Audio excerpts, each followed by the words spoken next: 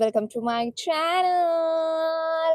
आता बिग बॉसच्या जवळ-जवळ क्षण आलेले आहेत. आता आपल्याला विनर बघायला किंवा दिसायला किंवा मराठी बिग बॉस 6च्या विनर हे बघायला फक्त काही सेकंद राहिलेले आहेत, काही मिनिटं राहिलेले आहेत, काही तास राहिलेले आहेत. बस. आता 3 महिन्याचा जो सफर आहे, जो वाट बघितलेली आहे, की कोण विनर बनणार आणि कोण नाही बनणार. आता सर्वच गोष्टी समाप्त होणार आहेत. सो मी खूप एक्साइटेड आहे.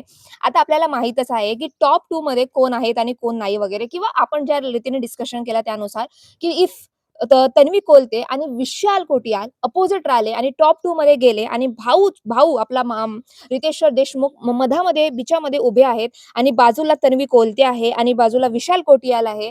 तर भाऊ कोणाचा हात वर करणार आणि कोणाचा हात खालीच राहणार ह्याच्यामध्ये बघायला खूप उत्सुकता वाटणार आहे, की कोण विनर होणार.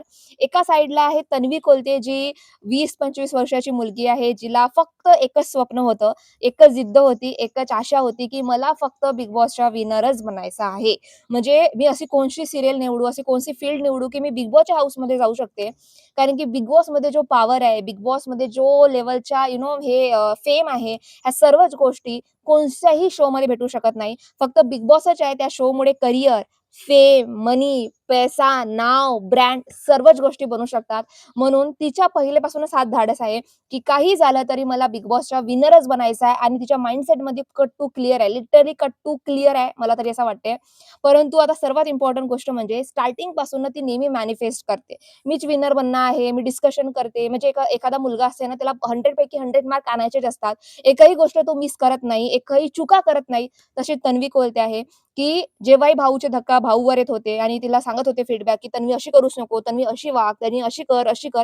ती नेहमी भाऊच्या फीडबॅक ऐकून पुढच्या वीकमध्ये तशीच वागायची, तशीच करायची. म्हणजे एक-एक जे गुरुजी सांगत आहेत, ते प्रत्येक गोष्ट ती ऐकायची. झोपायच्या आधी दिवसभरामध्ये काय-काय झालं, काय-काय नाही झालं, ह्या गोष्टी पूर्ण रिकॉल करायची. आपला गेम डिझाइन करायची. म्हणजे कोणी-कोणी असतात ना, "अरे बघून या सकाळी उठून, पोहा खाऊन, आराम करून." ती तशी नव्हती. तिच्या होत्या की सकाळी उठायचं आहे, मग हे काम करायचे, ओके असे आहे, स्ट्रॅटेजी, प्लॅन एव्हरीथिंग मतलब एक छोट्या-छोट्या गोष्टीला लक्ष देऊन म्हणजे खूप आणि सर्वात इम्पोर्टंट तिची खूबी म्हणजे ना, ती प्रामाणिक आहे. ते गेममध्ये करतच नाही. ते गेममध्ये अशी चुका करत नाही, खोटं बोलत नाही. गेममध्ये अप्रामाणिकपणा दिसत नाही तिच्या म्हणजे खूप प्रामाणिक आहे. गेममध्ये तर लिटरली प्रामाणिक आहे.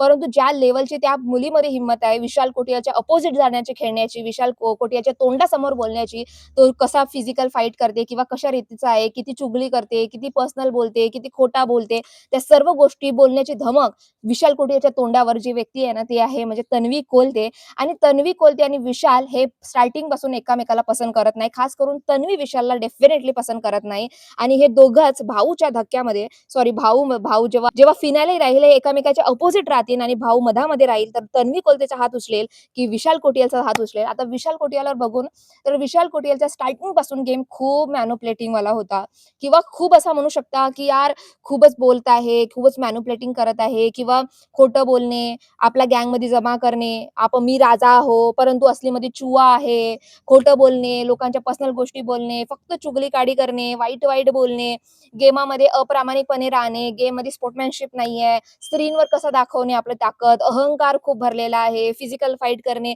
फक्त एक असते ना, एक डबल पर्सनॅलिटी, जे खोकली पर्सनॅलिटी असते. म्हणजे लोकांना असं दाखवायचं. तन्वी कोलतेला नेहमी म्हणायचं, की माझ्याजवळ एवढा वेळ नाही, की मी तुझ्याबद्दल डिस्कशन वगैरे करू. आणि कट्टू आपल्या सोफ्यावर बसला राहते. "ए तन्वी कोलते किती ॲक्टिंग करते यार! 3 महिने कशी काय ॲक्टिंग जमते तिला? कशी काय आहे?" म्हणजे तोंडासमोर वेगळं दाखवायचं आणि बॅक बिचिंग वेगळी करायची. म्हणजे अत्यंत खोटारडा असं असते ना, आंबा कसा सडलेला असते ना, की असं आपल्याला बाहेरून वाटते, की किती गोड आहे यार, किती म्हणजे किती सुंदर कलर आहे. पण आपण जसंच खातो अंदरून खराब असते, सडलेला असते, तशा वाणी विशाल कोटियाल आहे. म्हणजे खूप स्ट्राँग आणि खूप असा वाटते, परंतु अंदरून एवढा जेलस आहे, एवढ्या इन्सिक्युरिटीज भरलेल्या आहेत, एवढा प्रामाणिकपणा नाहीये गेममध्ये. पूर्ण मिलावटी आहे, पूर्ण मिलावटी आहे आणि स्वतःची इमेज, स्वतःची पी-आर गेम एवढा स्ट्राँग रीतीने चालू आहे. 3 महिने सलग तो एक व्यक्ती 3 महिने सलग व्यवस्थित कसा दिसू शकते?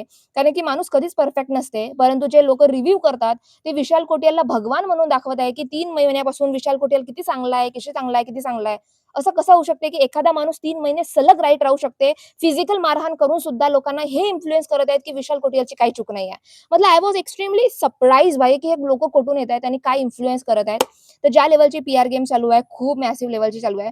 परंतु मी तुम्हाला सांगते, मला तरी असं वाटतं, की तन्वी कोलते आणि विशाल कोटियाल हे दोघं कधी टॉप 2 मध्ये आहेत आणि भाऊ ज्या व्यक्तीचा हात उचलेल, ती म्हणजे तन्वी कोलतेच राहणार. कारण की डेफिनेटली जेव्हा तन्वी कोलते एवढी शुअर आहे, की ती विनर बनणार, विनर बनणार, विनर बनणार. ज्या लेव्हलची ती पॉझिटिव्ह आहे. मतलब तुम्ही तन्वी कोलते बघाल आणि विशाल कोटियाल बघाल ना, तर तन्वी कोलते हे पॉझिटिव्ह वाइब देते आणि हा फक्त नसलेला असा असतं ना, आंबा सडलेला आंबा असते निगेटिव्ह हा निगेटिव्ह कॅरेक्टर आहे आणि निगेटिव्ह कॅरेक्टर बिग बॉसच्या हाऊसमध्ये कधीही जिंकत नाही. लोकं at the end of the स्टोरीमध्ये पर्सनॅलिटी पसंत करतात, की एक माणूस म्हणून कसा आहे, प्रामाणिक आहे की नाही आहे, ह्या सर्व गोष्टी चेक करतात. विनर हा कधीही असा ना विलन विलन हा खूप जवळ जाते म्हणजे असं तोंडातला घास इथपर्यंत जाते लिटरली विलन एवढा खूप जर्नीवर येते परंतु विलन जो आहे ना तो कधीही विनर बनत नाही कधी जिंकत नाही म्हणून मला वाटते की विशाल कोटियाचा कितीही पैसा लावा कितीही हे करा कितीही तो करा काही करा पी-आर गेम खेळा वोटिंग करा फलाना करा पर विशाल कोटियाल विनर डेफिनेटली बनणार नाही कारण की टॅग जो आहे ना एक चांगला व्यक्ती एक पारंपरिक मतलब एक आतापर्यंत जे जे बी बिग बॉसचे 5 सीझन झाले आहेत ना तुम्ही प्रत्येक लोकांचे हे बघाल किंवा त्यांची पर्सनॅलिटी बघाल ना सर्व लोकांची पॉझिटिव्ह पर्सनॅलिटी होती म्हणून ते जिंकले आणि तन्वी कोलते आणि विशाल कोटियालमध्ये बघाल तर तन्वी कोलतेची पॉझिटिव्ह इमेज आहे आणि विशाल कोटियालची निगेटिव्ह इमेज आहे म्हणून मला वाटतं की ह्या दोघांमधून तन्वी कोलते जिंकणार बाकी महाराष्ट्राचा प्रश्न आहे बाकी तुमचा प्रश्न आहे की तुम्ही कोणाला वोट दिलेला आहे परंतु जेवढी बिग बॉसची हिस्ट्री आहे त्यावरून समजून येते की तन्वी कोलते एक पॉझिटिव्ह एनर्जी आहे एक पॉझिटिव्ह मुलगी आहे म्हणून मला वाटतं की तन्वी कोलते विनर बनणार आणि विशाल कोटियाल कितीही पी-आर गेम खेळला कितीही पैसे देऊन रिव्ह्यू केलं तरी हा विनर बनणार नाही. बाकी तुम्हाला काय वाटते कोण विनर तुम्हाला बघायचा आहे, नाही बघायचा आहे? मला नक्की कमेंट सेक्शनमध्ये सांगा आणि तुम्हाला माझा व्हिडिओ आवडला असेल तर please, please, please subscribe to my channel.